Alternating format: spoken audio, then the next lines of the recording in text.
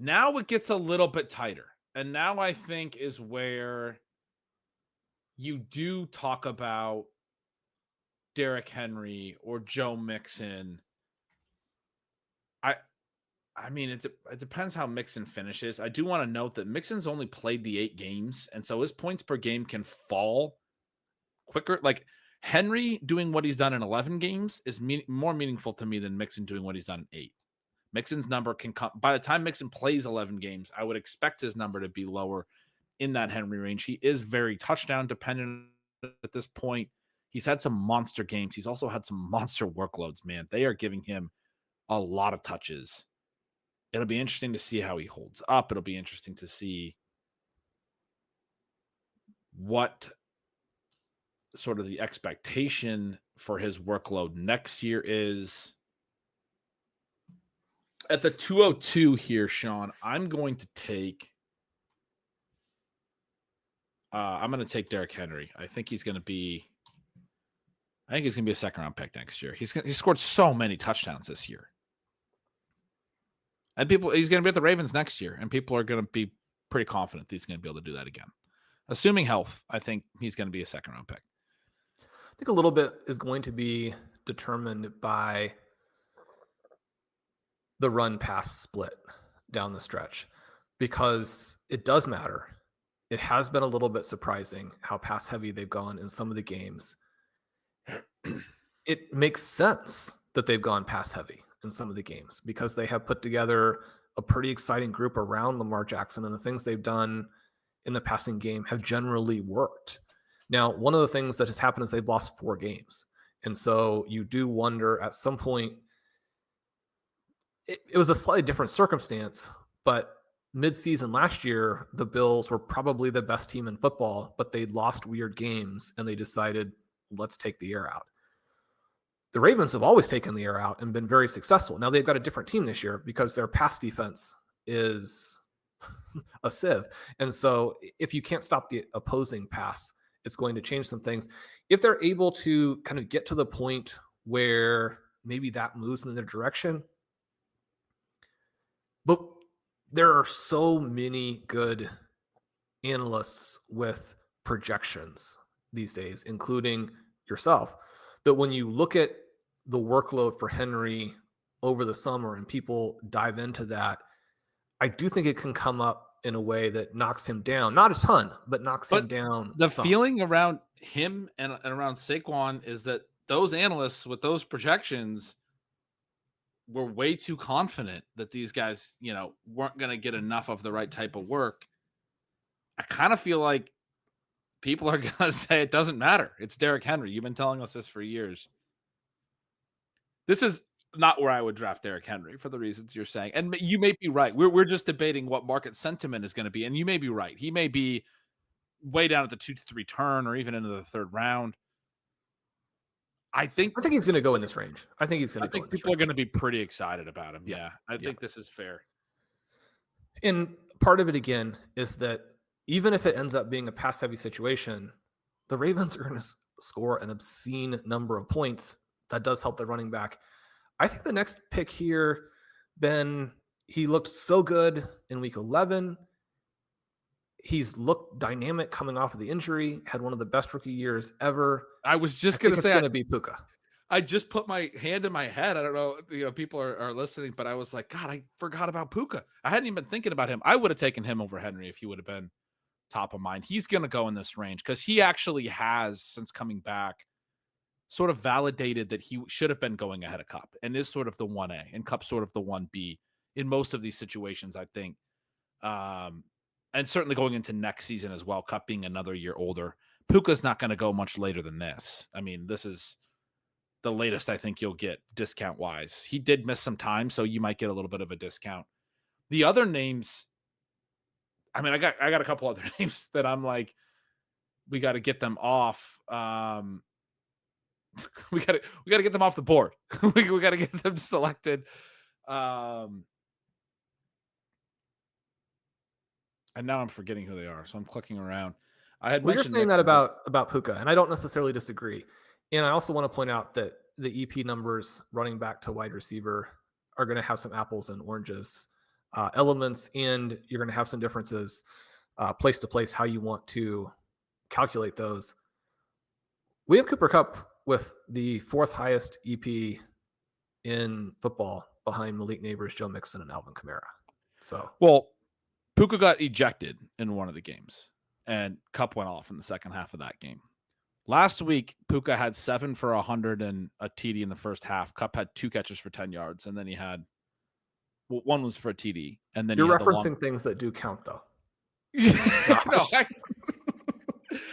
I care. I said this to you before the show, and we were talking about the ways that we watch games and stuff. I care a lot about when it comes to the intent and the things about what happens early in games. It's not the only thing that matters, and you are right. Kupp came alive in the second half of basically all of these games, but in the games that Puka's actually played through, and the week he got ejected, he also had an injury in practice that week, and then it was a question of whether he'd even play.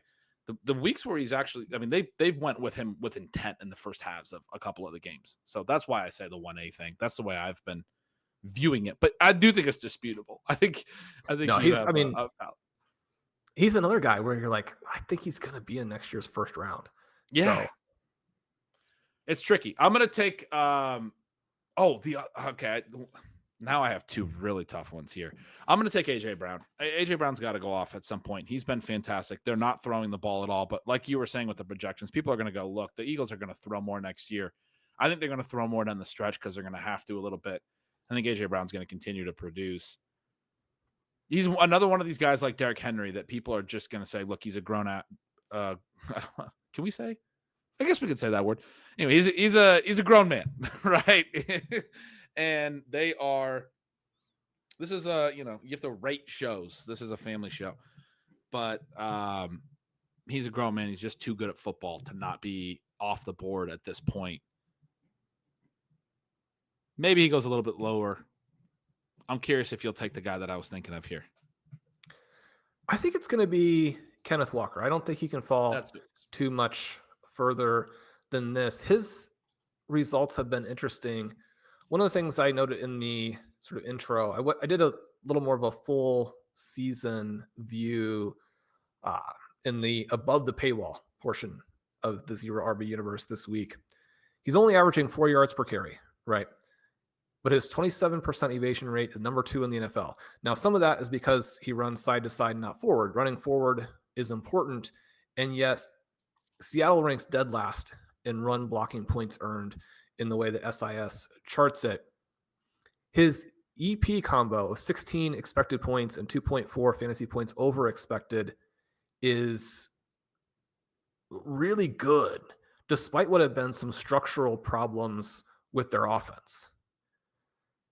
He doesn't have a very good finishing schedule, so there's a potential that he could get knocked down in points, and if that happens, then so many people have scored so well, he simply won't go that early because really the vast majority of what we end up looking at is just points, which is a good way to do it, actually.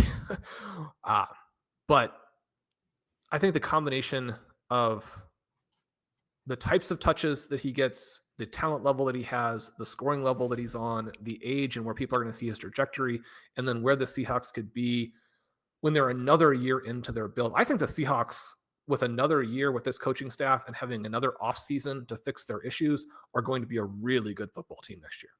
I did too. I think they're definitely moving in the right direction. I'm going to take, so we're approaching, this is the 206, pick 18, halfway through the second round. We're approaching that point where it feels like we're almost hitting a little bit of a tier break, but it's still guys here that I can make a strong case will be a first round picks next year. And I'm taking Nico Collins here. When we did the earlier show earlier this year, he's basically been hurt in between the 2 shows. But when we did earlier this year, we both had him in the top 5. And then he's been injured. You mentioned, in our brief intro that he had the wide receiver screen pass that he took to the house to open the game. I think he's going to close the season particularly well down the stretch here. And then, they're going to play in the playoffs probably. He's going to have some big games. We're not thinking about it necessarily right now on November 20th when he's returned and only played 1 game and the Texans didn't necessarily blow the roof off of anything passing the ball in that game. He's going to have some big games the rest of the way, and people are going to be like, oh no, Nico Collins shouldn't even be going 206. He should be going 110, like ahead of some of the other players. He's one that we've probably let slide a little too far. Belongs in this group, but as we've talked about, I don't know who falls, right? Like all of these players are very good. It's a deeper group this year. Last year we had this big tier break right around 110 or 112. This year it's gonna move into the second round. Yeah, and one of the reasons is because people have mostly stayed healthy. As you mentioned, his knock has been health, and he could fix a lot of those concerns if he goes off down the stretch. I couldn't believe some of the passes that CJ Stroud threw this past week. I mean, he had Tank Dell open for a conversion at one point and missed him wide by like 6 yards. And he's open running to the sideline. He has his defender beaten by like 2 steps. Stroud throws the ball behind the defender. That's how far behind the pass was there. Certainly the thing that I'm most surprised by in the entire season is how CJ Stroud has looked. If there was one thing, the concern that I had was basically what has happened was which is that the Houston Texans defense would be good, and as a result they would be run heavy. I would never have guessed that the complicating factor on top of that would that CJ Stroud would also be awful. Right. He should be able to throw off this run game and still create big plays and still have good passing numbers. Not great that would justify the ADP. That we were talking about scenarios where he had to justify a really high ADP without a lot of mobility, but he should have still been able to have been a competent. He's like not startable. It's really tricky. And what's so bizarre is he still makes a lot of good throws. He's still showing the glimpses. The first snap of the game, they did a little rollout and he was going left. Obviously he's a right-hander, and he just flips his hips and throws it, and he has so much juice on it on an intermediate pass moving to his left. And I remember first thing I thought was like, that's I mean, it's not the only thing. There's a lot of guys who have arm talent, but that's the thing about Stroud, because it was deadly accurate too. You're like, he made that throw, and the amount of energy and force he put on it, he made it look so easy. Even Patrick Mahomes, who gets credit for putting so much juice on passes from different angles and things, I don't know that he can make it look as fluid as CJ Stroud made the very first play from scrimmage, I believe it was. But as you said, then there's these other ones that are just baffling. Anyway, I mean, yeah, it's one of the weirdest, one of the hardest things to understand from the season by far. Troy Aikman claimed that he missed Nico Collins for an easy touchdown. That one to me was a little bit harder to definitively say. It was a bad pass and was picked off. Whether it would have gone for a touchdown is a little bit of a different story. Yeah, the situation with Stroud is similar to the one that, not exactly that you were alluding to this, but with Mahomes, where, again, for him, your concern was the Chiefs defense would be so good that the pass volume would not be there. You weren't also thinking that Patrick Mahomes would objectively not be bad. Patrick Mahomes still basically does all the things you need to have a team, almost unbeaten, but to miss the wow throws virtually every time has been pretty shocking. We haven't had a QB in the first couple of rounds. I don't think that we're going to see that, but certainly Lamar Jackson's performance to this point is going to make him kind of intriguing. I do think there are 2 more guys here for me that are tough to decide between. And Ben, I'm going to go ahead and hope that what we got in week 11 from Kyler Murray is going to be a little bit more what we get. And, that would potentially work well for either Marvin Harrison or Trey McBride. I do think that Trey McBride is so good at this point that if he can run a little bit hotter in touchdowns, or simply if they have a little bit more pass volume, you need them to pass the ball a little bit more. If they do, he's going to be a second round pick in this area. He just is too gapped from the rest of the tight ends from a talent perspective that does then manifest in fantasy scoring. So we haven't even recapped. We're just going through it all. So I'm going to say the whole thing so real quick for the listeners. Chase, Jefferson, Lamb, Bijan, Saquon, Bowers, CMC, Gibbs, Achane, Brees, Neighbors, Amon-Ra, St. Brown was the first round.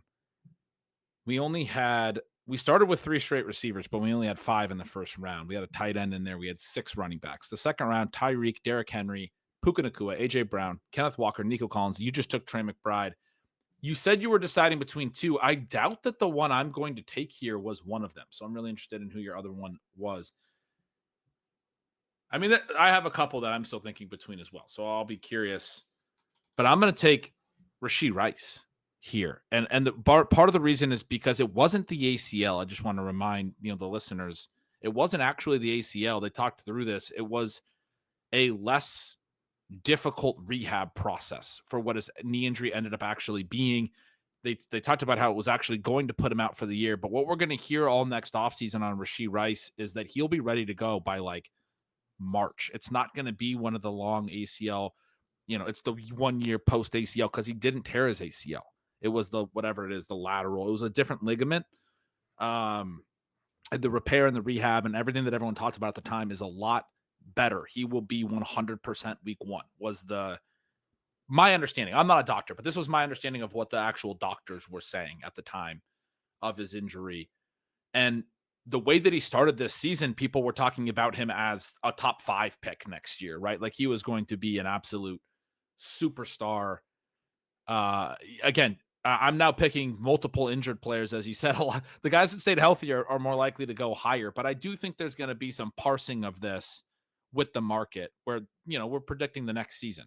And I don't think Rashee Rice particularly, when Xavier Worthy's not having a great season and Travis Kelce did fall off this year, DeAndre Hopkins probably still going to be there, actually.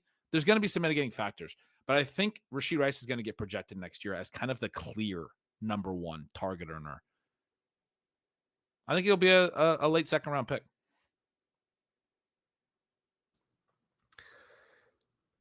If he is, that will be heartbreaking because that means that for the entire rest of this season and the reality playoffs,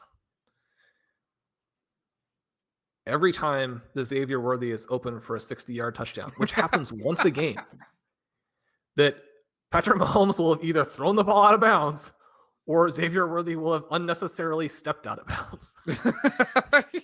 You're right. Xavier Worthy is going to do some stuff the rest of the way. I still think Rashee Rice is going to be... Yeah, I mean, you're right. Xavier Worthy could be the storyline. I talked about this with a Siddle's Gold question. I mean, he could... It's hard, but some of the guys, the rookies that have had the late season breakouts have done basically nothing to this point. And then they go on to be absolute. Amon-Ra St. Brown around this point of the year had not done much that rookie year. And then he goes on to be just like a stud. I'm not saying Worthy is going to do that, but what we saw last week was things clicking a little bit more for Worthy. It was exciting. He was tearing the Bills apart until he did that weird thing, dragging his foot early. I mean, he was tearing them apart. And I even wrote that up as at least he was trying the drag foot thing. Like the dude's still 21 till next April. Like this is a really young player. They're going to have some mistakes. Man in the NFL. Yeah, he's going to need to develop certain things. They're working on him with the sideline awareness. He tried to drag his feet. He dragged his feet earlier than I've ever seen any player drag their feet, long before the ball was in his hands. And he wound up missing the play because of it. But it's clear that he was so worried about dragging his feet, he did it long before the ball was in his hands, right? Like he's aware of what he's trying to work on here. Well, one of the reasons they picked him, and I thought this was really interesting because I only discovered it, long after I had written all these glowing things that right now seem a little bit questionable. The overall character and the football character for Worthy, they thought was off the charts. That they thought his interview was extraordinary. They didn't go in and pick him necessarily because he has 4.2 speed. I mean, that factors in. That's something they definitely wanted. But they thought his interview was amazing. They thought that his interest in and understanding of how the plays work and why that matters for a receiver and quarterback was very unique. Now, not to say other receivers don't care about that, don't understand things, but this stood out to them as a young player who, again, had one of the greatest freshman seasons in college football history, and now has got 4.2 speed. You want to talk about details and wide receivers that think like that, now has a teammate in DeAndre Hopkins, who I think is probably one of the most cerebral wide receivers in the NFL as well. The drag foot thing that he did, I was like, that's a DeAndre Hopkins move, except for the fact that DeAndre Hopkins would time it perfectly when the ball hit his hands. He would have all of it together. But I think DeAndre Hopkins may be giving him some pointers on how to drag his feet and things. It's not necessarily clicking yet, but I think Hopkins being on the roster is a big help too. If that's, I don't remember us talking about that with Worthy, but the fact that he was that willing to learn and that interested in that, both curious and I'm sure knowledgeable as well. But as a 21-year-old, it's you got a lot to learn still. You got a good mentor now on the roster, which is very helpful, obviously. So anyway, Rashee Rice maybe a little early here if Worthy does what we're talking about him doing. Good point. Good point. But I do love Rice. I've been trying to move him in some dynasty leagues in order to get additional firepower for the end of the season. But people just, won't pay what he's going to be worth for the next decade. And maybe it's the wrong way to look at it, but I would prefer to lose this year and have Rashee Rice for the next decade than to move him for somebody that gives you an extra marginal, half a point. Yeah, no, it's not the wrong way to look at it. I think you're right.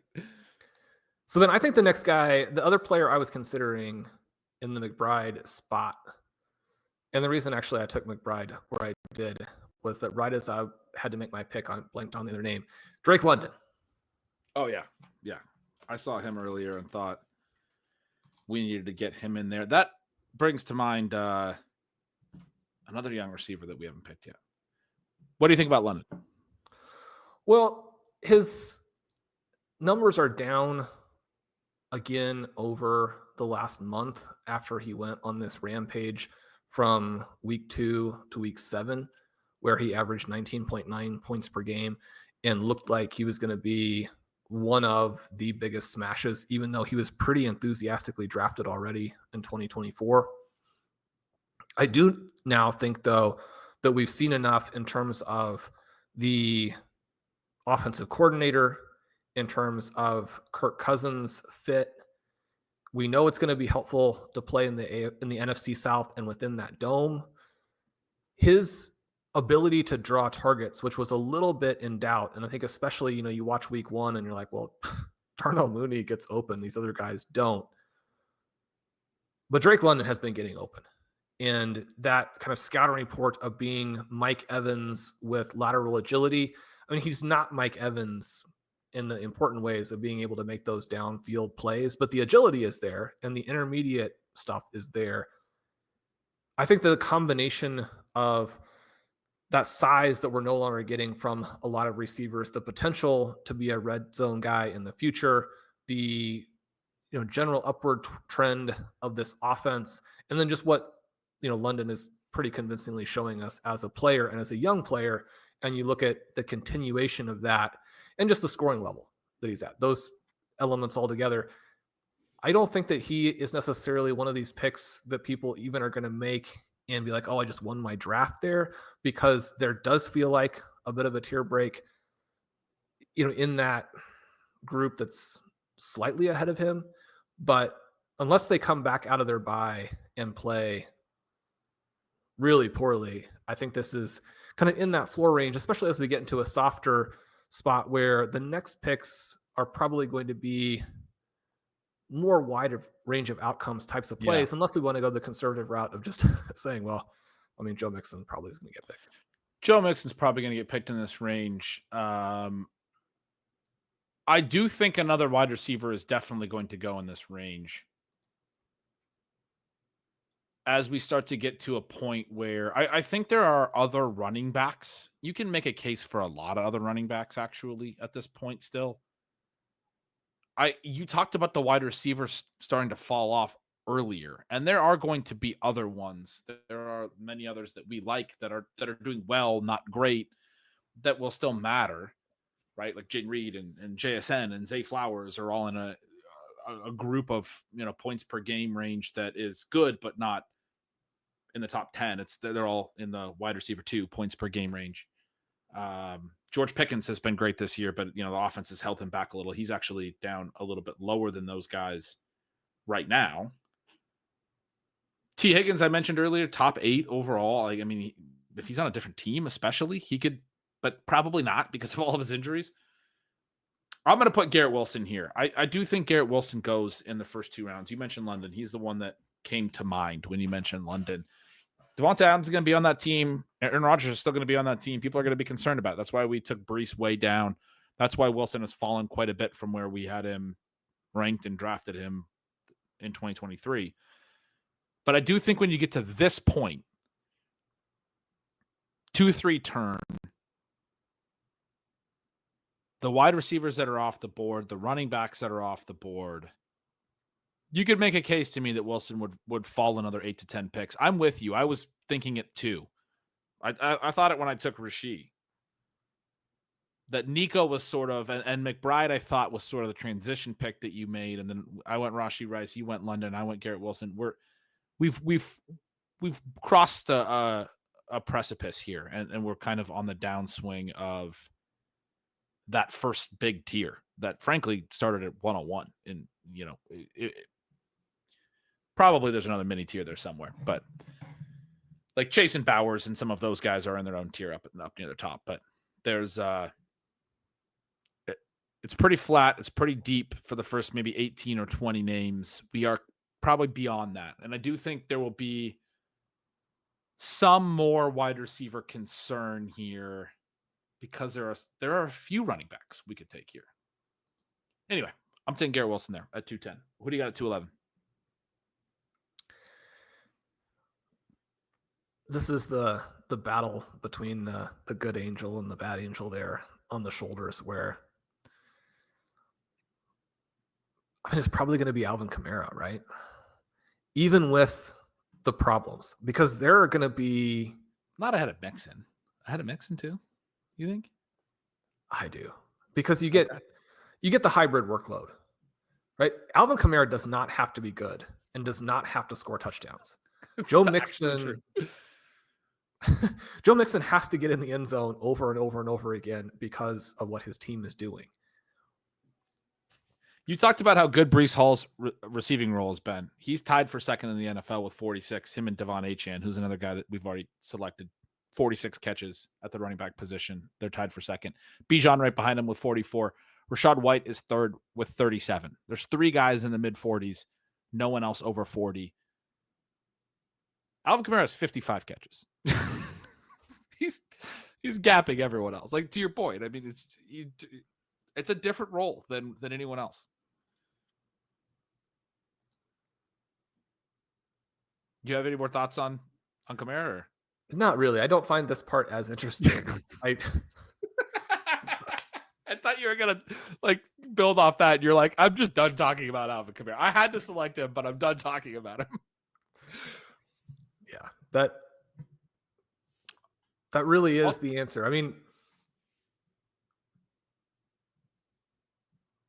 he was hit at the line of scrimmage on 7 of his 16 carries and stuffed on 6 of those last week. I mean, there are concerns about these guys as runners. And so when you have the offseason to look at it, I think there are very specific profiles, which are older running backs who don't have great peripherals, that people are going to look at and say, do I want to overlearn the lesson of 2024 like I overlearned the lesson of 2016, or do I want to draft appropriately? And how many people decide to do that, right, is what determines ADP. And or if there is a small chunk of drafters, but very definitive, that's not the right word, but drafters are going to take that player in that range every single time, and you're going to lock in the ADP, which then, because ADP value has become such a thing, it kind of locks it in for everybody. So, I mean, we have the potential for that type of thing, but I guess I feel a little more comfortable. That's what happened with Barkley this year, because everyone, I mean, not every analyst was out on Barkley, but everyone is talking about it like every analyst was out on Barkley. That's the discussion that I've seen. Maybe that's not fair. Maybe there's some analysts out there that were really on him. I don't know of one that has done a victory lap on Barkley. I literally am not really aware of who is super in on Barkley. And the way that it gets talked about in the mentions is all the fantasy analysts were stupid, and the things that they look at, they were too in on it, right? They were too deep into his profile, and everyone was too convinced of something. There were some high volume players that do a little bit of content that I know of that were taking a lot of Barkley, were very in on him. But I think of them more as just like, big time drafters. But that's to your point, like that can hold the ADP. Just having some guys like one of the reasons we and high volume about drafters are people who you should pay some attention to. You should absolutely pay attention to. But also, we talk about with ADP, it takes 1 out of 12 people to draft a guy at a certain height. It takes all 12 for them to fall. So when you start saying that an ADP is like lower than it should be, that's tricky. That's where wisdom of the crowds makes actually a lot of sense, because, well, then why is everyone passing on him and letting him fall to there? You can make a case that guys are going too high because there's a small subset of, big time fans of that, which maybe we've been guilty of with, we've certainly the ship chasing community and everything has been criticized for Sky Moore and Laviska Shenault and those things. And, there's different ways to think through this, is all I'm saying. Those guys didn't hit. No, yeah, they're in the Hall of Fame. Yeah, they just retired early, but they got fast tracked, elected. Yeah, you missed it. I'm going to take Joe Mixon, 212. We can't let him fall out of the second round. We've both been kind of kicking this can down the road. He's not as old as some of these other guys. He has been good. The Texans offense is still going to be good. CJ Stroud struggled. We've talked about this, but they are still good. He's still been good enough to allow running room for Joe Mixon. The way that I describe Joe Mixon's season is that I think part of why Stroud's struggling in my mind is because I do think it's tough to throw against past defenses every single time, and when every team is game planning to stop you. I think that's why we've seen Patrick Mahomes struggle at times as well. I think Stroud's gotten that treatment already from defensive coordinators, and they're just like, it doesn't matter. We will let Joe Mixon get his. But basically, I think that's going to happen in 2025 too. And I think drafters are going to be aware of it. I actually think we've let Mixon fall too far. I'm going to probably draft some Mixon next year in the second round, because I do think he's probably going to be fine to get another good workload. One of the things that happened in this game, Sean, is they were up 17 this past week on Monday Night Football. They get the ball back late in plus field position because the Cowboys go for it on fourth, and Mixon goes back out there, and they give Mixon like 3 or 4 touches in a row, and he scores his third touchdown. They see him as this workhorse. They have called him that since the offseason. He already has a high ankle sprain this year. First game back, they used him a ton. They have treated him like in every down, every situation. Doesn't matter if we're up by 3 scores with 5 minutes left in the game. We're still going to have him on the field scoring the touchdowns type of a running back. That's unique too. That's like a 2005 thing, right? Like that's not a thing that happens in 2024 anymore. And it's a notch in Mixon's favor. I mean, it's a reason you have to be like, okay, but they're going to just keep playing him no matter what. Okay. I mean, that matters. That matters. It does. And at the same time, I guess I just still think that he's someone who it makes so much more sense to find the next one as opposed to chase. And chasing the points is both normal and appropriate in the vast majority of situations, and something that's also, pretty hard to avoid. And yet I do think that, again, it's a issue of there are a variety of ways in which we don't want to overlearn the lessons of 2024. Joe Mixon currently ranks 21st in SIS's points above average per play. That's among backs with 75 plus carries. His evasion rate is below 10%, which is terrible. Not every back has to succeed in the same way. And that's something that I've always emphasized, and yet I feel like didn't consider appropriately for myself across the full range of running backs in some cases this year. And if you gave me a chance to go redraft the season, I would basically take the same guys. I simply wouldn't be as surprised that some people have hit, right? But I do think that Joe Mixon is a guy who glides. And so you're not going to get the big broken tackle numbers. You're not going to get the long runs. He is good. He's able to get yards, which matters as contrasted to someone like a Najee Harris, right? So I'm not saying he's not good, but I do think that so much of what's happened this year is contextual. When you think about what they were doing in the fourth quarter, they wanted to show they could actually score second half points. I mean, how crazy is that a team went out and risked their running back in order to score a touchdown in the second half because A, they haven't been able to do it, and B, because they didn't really feel like they had other options for scoring that touchdown. I mean, that's pretty silly, really. It's a really bad state of affairs for the Texans. I haven't been very impressed with their coaching staff, but I think that it's more tactical than sort of overarching. I think they will be better next year as a coaching staff. I think Stroud will be better. I think those things aren't necessarily good for Joe Mixon. Maybe I'll just No, be wrong none of and it Mix is. it again. He's very fragile. None of it's good for Mixon. I do think a lot of none of the changes would be good for him. I do think a lot of what you said could still be there next year. That's why I said I'm going to probably draft some of them. I mean, everything you're saying is true, but the other way to put it is like it all works favorably for him. And the thing with the lack of evasion rate, I think is more or less what I was just describing about defenses are more concerned about stopping CJ Stroud. They don't even care. He just runs to space. He never even got to run to this much space in Cincinnati necessarily. And Houston's, like you said, maybe they'll have another back. That was the one thing, because they don't feel like they have that on the roster now, Damian Pierce and the other guys. Maybe they will make it a point this offseason to spell Joe Mixon, because they'll look at the touches. He's had a bunch of 25 carry games. They'll be like, we don't want to give him this much work. We're going to bring in they'll take a third round running back or something. They're a team in a place from a team building perspective that might be able to take that kind of a luxury pick, and they might think that's a good pick. And that would dramatically impact Mixon's value as well. All of these things it's a very fragile profile, could knock him down, but he's scoring as the number one running back in points per game right now in PPR. It's wild. I think enough of it's going to be there that he's going to score again next year. I mean, I don't think he's going to not score in 2025. I think he'll be worse, but I think he's going to score. I think it'll be worse the rest of this year. We talked about that earlier. I was saying, I think his number's going to come down, but he's got to go by the end of the second round. Drafters are going to buy into it more than we will as well. This is the type of profile we tend to fade. I'm with you that you want to look for the next one. We want to learn these lessons, and everything you said about running backs, and you said if you were going to redraft, you'd do it differently. I might go a little further than that. Or you said you might not do it differently. I might do it a little bit differently, but everything you were saying about the running backs was what I was trying to say when I was talking about like wanting to think about the position a little bit more delicately.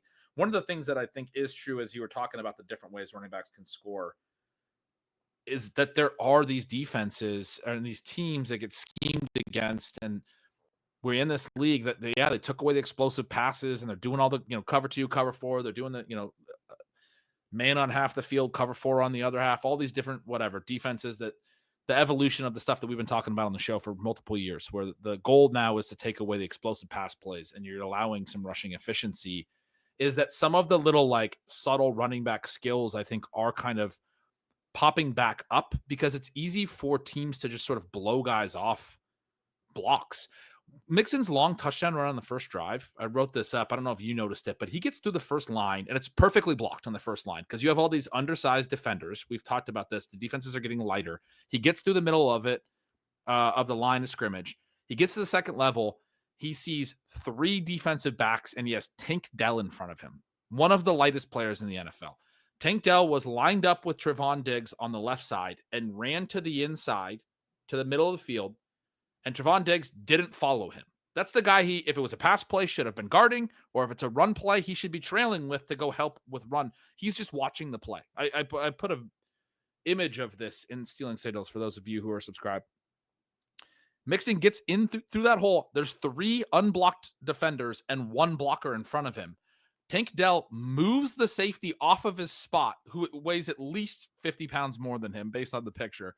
And Mixon just runs straight through the middle. The other 2 corners don't crash in. They just kind of stand and watch. Nobody in the Dallas secondary was even, it was like you have all secondary players who are those types of DBs that don't help in run support, that don't tackle. These guys aren't interested in tackling. They're all just like somebody else is going to tackle. And Mixon just, go watch the run again. He just runs right through the middle with a lead blocker of Tank Dell, moving a safety out of the way, and 2 other unblocked players not even trying to stop the play.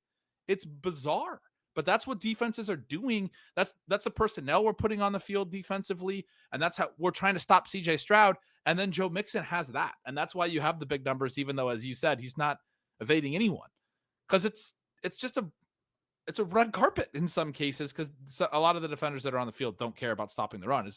the way that I'm viewing it.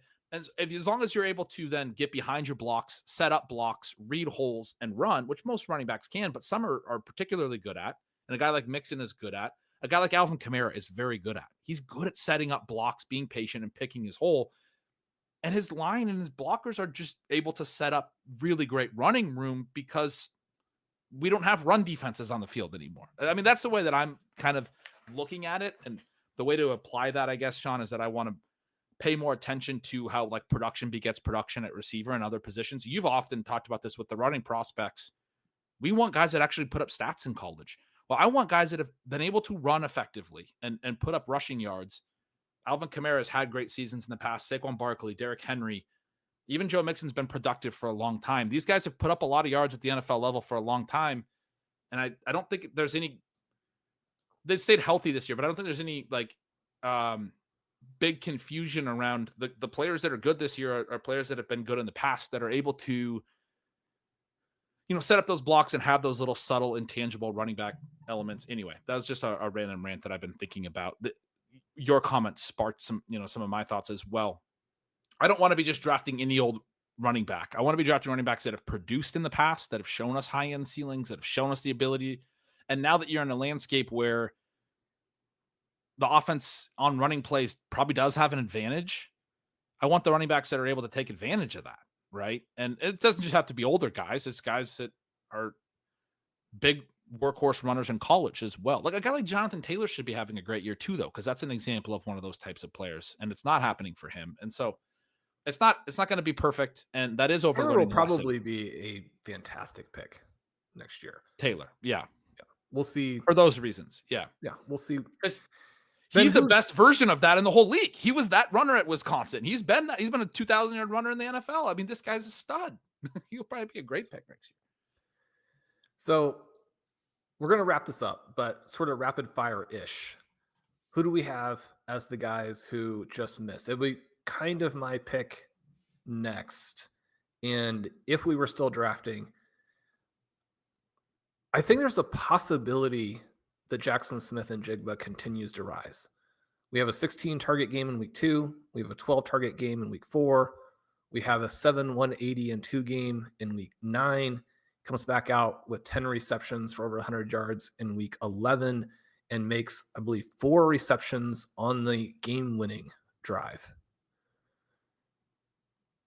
He now is at wide receiver 10, and although there are some players below him who are averaging more per game, he's actually averaging more per game than 3 of the guys ahead of him.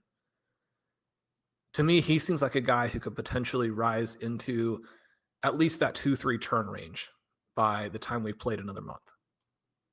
I think that's a great call. I was debating him and DK Metcalf and you mentioned, and I agree with you. We think the Seahawks offense is going to be good next year. I didn't think Metcalf probably made sense quite yet, and partially because of JSN. I think it's interesting that you're just going JSN ahead of him. I think they'll both go in relatively in this range. Kyren Williams, we haven't said yet, is another one for me that will be in this discussion. Blake Corum's still going to be an interesting element going into year 2 there. But Kyren clearly has been the lead the whole year. And I think the concern about Corum has kind of given way to an understanding that they wanted to build their offense around this type of running back. And they talked about, they drafted the Kyren clone, but Kyren's the one that's been very productive the last 2 years. They're not going to just stop using their lead back. They might incorporate Corum more. I think people are going to be in on Kyren again this year. I don't think he's going to go much later than this. He may go higher as well. So he'd be my rapid fire next one. Do you have more on your list? If the Jaguars make a good hire, I think that Brian Thomas is going to be the next guy.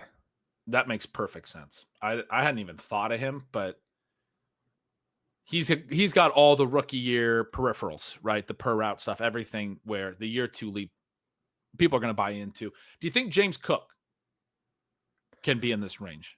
I do. I think that James Cook is the next running back. And then I think that we are potentially looking at a tier break there, even though there are guys like James Conner and David Montgomery who are A, scoring, and B, putting up peripherals that would suggest there's no tier break at all.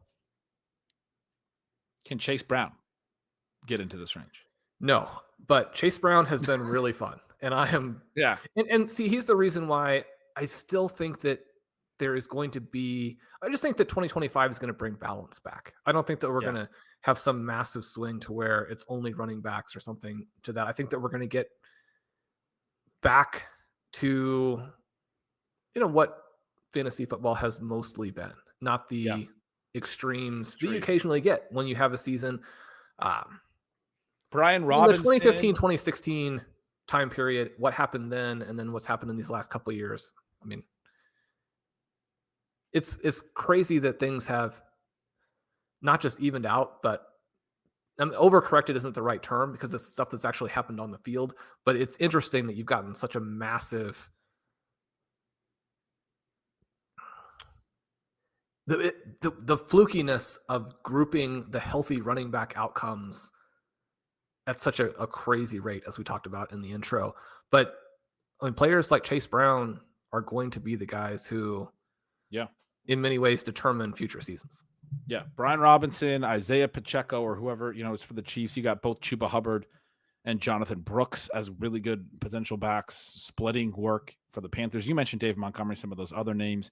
Whoever's the lead back for Tampa will still, need to matter. That backfield has been very lucrative, whether that's Rashad White, Bucky Irving, however that goes. There are several more names. Aaron Jones. I mean, we've been naming some of the other older backs that have produced. If Aaron Jones is still with Minnesota next year, no reason why he can't go higher than This he went last last month year. has been problematic.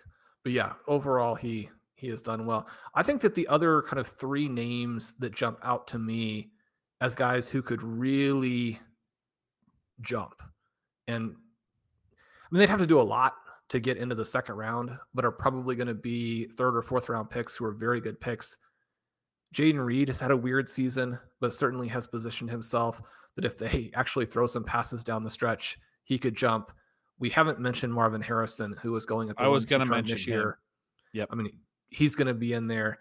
And then the other name that we have to keep an eye on with Zay Flowers has had a weird year. His scoring is not really where you would think it is based on watching them play, how much they've thrown, how good he has looked. But he could go on another run to where then you had to consider him pretty early next year. Yeah, I was throwing out some of the other like running backs that we never even mentioned, and there was even still more. I mean, you could talk about Tyrone Tracy. You could talk about a lot of different types of dudes that, I mean, because you're talking about kind of how there are still going to be running backs that are interesting in the later rounds beyond this range that we've talked about. You mentioned some wide receivers there, and I think there's a bunch more honorable mentions. I mean, the Bears are going to have a whole new coaching staff. I think whether that's DJ Moore or Roma Dunze, the drafters cling to. I think there's certainly going to be Chicago Bears drafted in these, the third, fourth, fifth round range. You mentioned Marvin Harrison. I had another one on the tip of my tongue that I'm now forgetting, but there's a lot. If Xavier Worthy does what you wanted, he could be in that discussion as well, but he's not the one I was trying to think of. Oh, T. Higgins. We never went back to T. Higgins, but even if he's with the Bengals again, he's having a really good year when healthy right now. Top 10 in points per game. If he's away from the Bengals, I mean, he's going to go in the third or fourth round. He did this year, and he will he's because, as you mentioned, he's that good. I do think there's probably a ceiling just because he's been so wildly unreliable. I mean, we have him on a bunch of teams, and he's hurt those teams. Yep. And one of the teams I was looking at that we have is a Cooper Kupp T. Higgins team that is going to easily qualify. I'm excited about that one because those guys have scored well enough when they've played that there are going to be other teams with them in. I'm excited to have one with both. Hopefully that gives us a little bit of leverage as we go down the stretch this year. Definitely. Any other, I mean, we didn't mention any other tight ends, but whatever. You guys know the next tight end names. Really, the top two are the most intriguing. San Francisco receivers, Debo, IU coming back. I don't know, Juwan Jennings. We'll see how the rest of their season goes. Was there anyone else that you were? Well, George Kittle is scoring more points than almost everybody we've mentioned. Yeah. So that will be interesting. Obviously, some of these offenses that are so good and have such elite players, how will the 49ers be treated next year? That part will be interesting. Ben, this has been awesome. We do need to wrap up so we can enter some waiver picks. We're recording on Wednesday evening, but we hope everyone enjoyed. It allowed us to think through some things. We had requests for this show, which we loved. We enjoy doing it, and hopefully helps some folks as they go down the stretch doing dynasty trades as well. Some big dynasty deadlines this week. Good luck to everybody in week 12. It is the last week of the FFPC regular season. Then every week from here on, you're going to have the last week of the regular season to get into the playoffs. You're going to have the semifinals and the final week to win your league. Then you're going to have the race for the $1 million. It just gets more and more exciting. I'm Shawn Siegele. With me, as always, is Ben Gretch. You can follow at Yards Per Gretch, at Stealing Signals, at Stealing Lines, the Stealing Signals YouTube. Ben, you were on Blue Sky. How do people find you there? I don't know.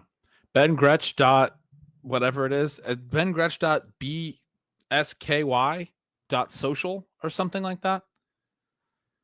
So we don't know how you find Ben Gretch on Facebook. So probably if you go into the app and search around, you will locate him. Follow him there. You'll have a great time. We'd love to have you guys over at RotoViz. Coupon code RVRated 2024 for all of that. You know that we are doing a 3-month special right now. It is very cheap if you are wanting to explore the tools as you make your playoff push. Jump in there. Leave us a rating and review. That helps us a ton with the algorithm. We love you guys. We'll talk to you soon.